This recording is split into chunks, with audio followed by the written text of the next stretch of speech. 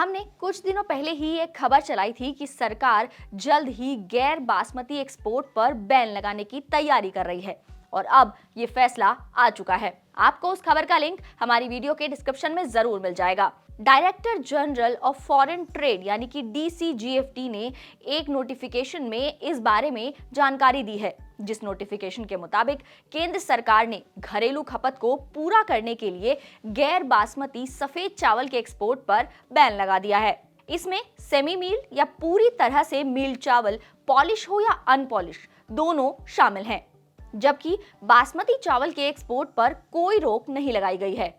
बता दें कि भारत में पिछले कुछ महीनों से खाने पीने की चीजों की कीमतें लगातार बढ़ती दिख रही हैं। गेहूं, चावल, दूध, सब्जियों के साथ साथ दालों की कीमतों में भी बढ़ोतरी देखी गई है। भारत में इस साल यानी कि 2023 में अब तक चावलों की कीमतों में करीब 8% का उछाल आया है, जबकि अगर ग्लोबली बात करें तो ग्लोबली चावल की कीमतों में सिर्फ पिछले एक महीने में ही 7% तक की तेजी देखने को मिली है।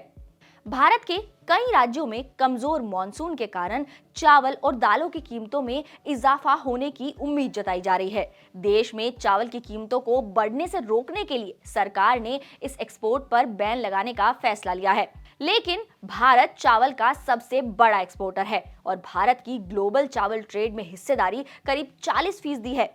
तो पहले से ही ग्लोबली चावल के दाम काफी तेजी से बढ़ते दिख रहे हैं और अब इस बैन के बाद तो इनमें और ज्यादा इजाफा होने की उम्मीद है। हालांकि अब भी गैर बासमती चावल का एक्सपोर्ट किया जा सकता है, लेकिन नियम और शर्तों के साथ। तो क्या है वो शर्तें?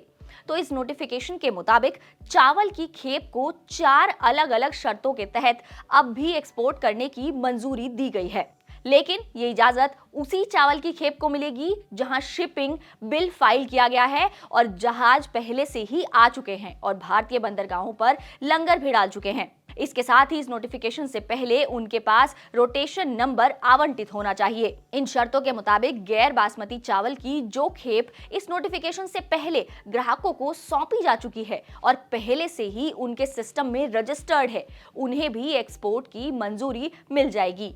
इसके साथ ही जहां सरकार ने दूसरे देशों को इसकी इजाजत दे रखी है, वहां भी निर्यात हो सकता है। सरकार ने इन देशों के फूड सिक्योरिटी की जरूरतों को देखते हुए इस तरह की अनुमति दी है।